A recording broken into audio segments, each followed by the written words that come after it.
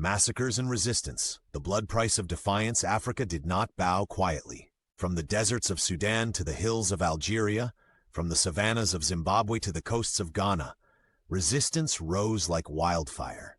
When the British marched into Sudan, they were met by the Maudist uprising, fierce warriors who fought for faith and freedom and who reclaimed Khartoum, if only for a moment.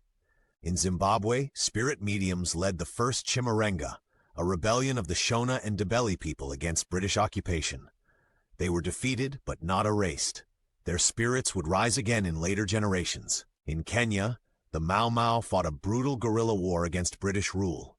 For their courage, they were detained in camps, tortured, and labeled terrorists, only to be recognized decades later as freedom fighters. In Algeria, over 1 million people died in the war for independence from France.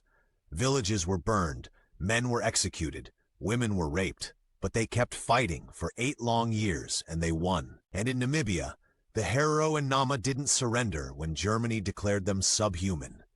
They resisted, and for that, they were nearly wiped out in what many historians now recognize as one of the first genocides of the 20th century. Even those who signed treaties in good faith were betrayed. Even those who laid down arms were punished. Resistance was not just a rebellion.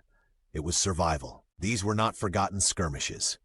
They were the crucible of African identity, forged in blood, buried by colonial history, and remembered only by those who lived it.